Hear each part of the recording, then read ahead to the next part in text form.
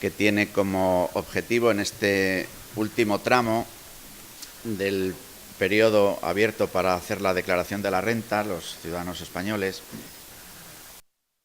querer nosotros vivir también una última fase de animar y de concienciar al significado que tiene el, por decirlo popularmente, el poner la X que se nos plantea a la hora de que una parte de nuestros impuestos puedan ser asignados a la Iglesia Católica, ¿no? Entonces, como seguramente ustedes saben, nosotros tenemos 2 momentos al año en el que nos presentamos ante la opinión pública, y lo hacemos también en el interior de la propia comunidad cristiana, a la hora de avivar la conciencia en el sentido que tiene que los católicos y todos los hombres y mujeres que de alguna u otra forma se sientan también vinculados al quehacer de la Iglesia Católica, pues puedan colaborar a su sostenimiento económico, ¿no? Lo hacemos en noviembre en una campaña interna de la propia Iglesia que llamamos Día de la Iglesia Diocesana, y ahora en diversas formas de expresar esta comunicación con la sociedad y con la propia interior de la comunidad cristiana al hilo de la campaña de la renta.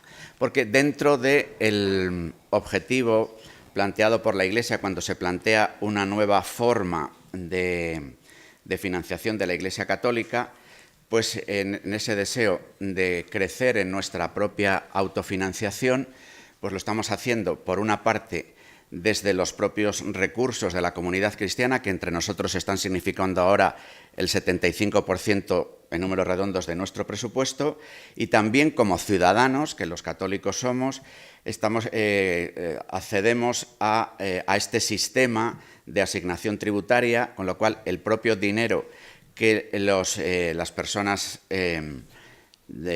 comprometemos a través de nuestra declaración de la renta, luego la administración, la hacienda pública, se compromete a otorgar a la Iglesia Católica un 0,7% de la cuota tributaria. También, como saben, además de esta asignación tributaria a la Iglesia Católica, hay una asignación tributaria a fines sociales. Y sí que nos interesa mucho resaltar que las 2 asignaciones son compatibles. O sea, que no se trata, nosotros no recomendamos a los católicos o a las personas que quieran asignar esta parte de su impuesto a la Iglesia Católica que solo pongan la X de la Iglesia Católica, sino al contrario, recomendamos que se pongan las 2 X, ¿no? La de la asignación tributaria a la Iglesia Católica y la de otros fines sociales. De lo que pagan, un 0,7 para uno y otro 0,7 para otros, es decir, 1,4% de sus impuestos se van a derivar a esos fines señalados. Eso quiere decir que, como muy bien se decía, es un sistema muy democrático a la hora de decidir dónde quiero que vayan mis impuestos.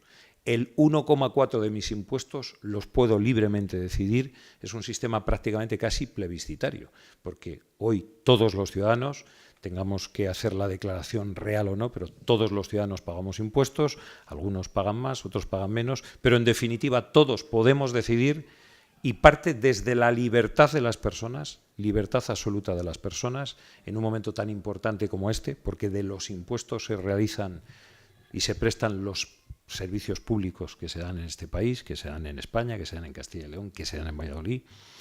En un momento tan importante como este, parte de la absoluta libertad. ¿Nos parece que este sistema de asignación tributaria es un crecimiento en lo que podríamos hacer un ejercicio democrático? Porque no deja de ser una oportunidad singular de que los propios ciudadanos decidan que parte de sus impuestos tengan un fin determinado. Seguramente esto no se pudiera hacer para todas las partidas del presupuesto, pero seguramente también el que se pudiera crecer en el que los propios ciudadanos, a la hora de hacer su declaración de la renta, pudieran indicar alguna preferencia en algunos campos de lo que son los ingresos y gastos públicos, pues no os cabe duda de que sería un crecimiento en el ejercicio democrático. Que se pueda hacer, en este caso, para los fines sociales y para la asignación a la Iglesia Católica, nos parece una buena fórmula. Creemos que también es bueno que, aunque sea de esta manera, es decir, contando con la decisión de los propios ciudadanos, es decir, que el Estado no da más dinero que la decisión que los propios ciudadanos hayan señalado al marcar esta X. Los ciudadanos yo creo que tienen que saber que parte de la voluntariedad absoluta. Es decir, no está consignado en los presupuestos generales del Estado ninguna cantidad predefinida para la Iglesia Católica ni para ningún culto en España. Simplemente, fruto de esos acuerdos del Concordato de la Santa Sede, deja a los ciudadanos la voluntariedad de decir: quiero que de los impuestos que pague un 0,7 vayan a la Iglesia Católica o un 0,7 vayan a las entidades con fines sociales. Es que la asignación tributaria viene suponiendo dentro de los ingresos de la diócesis el 26%. Nosotros tenemos entre el balance todos los años de ingresos y gastos que ronda los 14 millones de euros. Por lo tanto, como tenemos la asignación tributaria, nosotros este año la asignación tributaria van a ser 3.200.000 euros aproximadamente, lo que nos envía la Conferencia Episcopal, pues nos viene a suponer un 26%, un 25-26%. Sí es verdad que también que nosotros nos manda la Conferencia Episcopal una cantidad que no tiene por qué ser exactamente la que se recauda por las X en Valladolid, porque luego existe lo que llamaríamos una compensación de todas las provincias de España. Madrid recauda muchísimo, lógicamente, Barcelona recauda muchísimo, Soria, lógicamente, no puede recaudar mucho. Entonces, lo que se hace luego es una compensación desde la Conferencia Episcopal para todas las diócesis en función al número de parroquias, al número de sacerdotes, al número de kilómetros, en fin, a una serie de datos. Nosotros entonces, por ejemplo, de la asignación tributaria tendríamos que recibir aproximadamente 3.700.000 y venimos recibiendo 3.200.000. ¿Por qué? Porque la otra parte es compensación para otras diócesis. ¿A qué dedicamos principalmente esto? Pues principalmente lo tenemos para el pago de lo que llamaríamos la nómina. Así nos entendemos todos, de los sacerdotes. Esto pues viene suponiendo del orden de los 2,5 millones, quiere decir que todavía tenemos un remanente, un sobrante, por decir así, de 600.000-700.000 euros que tenemos que dedicar a qué, pues sobre todo a arreglar tantos y tantos edificios, ermitas, iglesias que tenemos en todo este territorio de nuestra provincia, que en algunos casos pues son verdaderas joyas, en muchos casos son verdaderas catedrales, y que supone un gasto continuo, a pesar de que también tenemos pues convenios y gracias a eso con la administración, y donde también contribuyen mucho los fieles a través de su diócesis, de sus parroquias, pero claro, hay que hacer frente todos los años pues a un gasto muy importante en este capítulo. Insistiendo en estos aspectos, podríamos decir, más específicos que la Iglesia Católica realiza, ¿no? Digamos, en su triple ministerio habitual, ¿no? Por una parte, todo lo que tiene que ver con realizar lo que nosotros consideramos un buen anuncio, que es contar con que Dios existe y acompaña el caminar de la existencia. Eso se realiza muchas veces, lo estamos viendo ahora estos días, en el que tantas familias de una u otra forma pues han podido participar en celebraciones que tienen que ver con la iniciación en la vida cristiana, ¿no?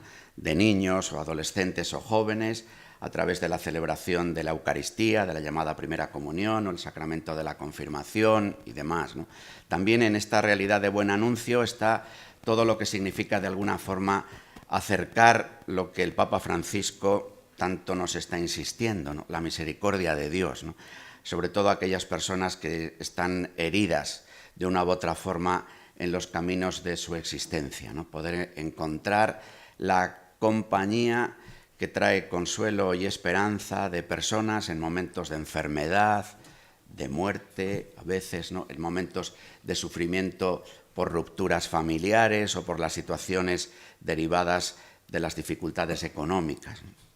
También está todo aquello que se desarrolla en los templos a los que se ha referido José María, la vida litúrgica, la congregación especialmente cada semana, cada domingo, en las 305 parroquias de nuestra diócesis, de las cuales pues 250 están establecidas en en el mundo rural, muchas de ellas pequeños pueblos, donde que al menos cada domingo se abra el templo para poder tener un encuentro, además de tener sin duda la dimensión religiosa o espiritual que tiene en muchos de nuestros pequeños pueblos también la dimensión de un encuentro ciudadano, ¿no? De un reconocimiento del día de fiesta a partir de este encuentro dominical, ¿no? Y qué decir también de la tercera pata de la acción de la Iglesia, que puede tener que ver con todo el ejercicio de la caridad. Nosotros estamos insistiendo en esta mañana en poner las dos cruces, digamos, ¿no? Entre otras cosas porque a través de otros asuntos sociales también organizaciones de la Iglesia participan en recibir otros asuntos sociales, por ejemplo, Cáritas, ¿no? Cáritas recibe dinero de esa otra aportación, pero Cáritas no existiría si no hubiera hombres y mujeres que salen de las comunidades cristianas que estén dispuestas a prestar este servicio que Cáritas realiza, ¿no? Cáritas se mueve a partir de la propia comunidad cristiana. Se encuentran en los locales de las comunidades cristianas. Los que presiden cada Cáritas parroquial son los respectivos párrocos. Los que son miembros de Cáritas que visitan a las personas, que acogen, que distribuyen alimentos, que ayudan en las diversas circunstancias que ocurren, son voluntarios que suelen surgir en su gran mayoría de las propias comunidades cristianas. Por tanto, el dinero, digamos, de la asignación tributaria dirigida a la Iglesia, al igual que el resto de las contribuciones que hacen posible el sostenimiento económico de la Iglesia Católica, también en este ejercicio de la caridad a través de Cáritas o de la presencia en los hospitales, en las cárceles, pues se realiza desde lo que la propia comunidad cristiana trata de alentar.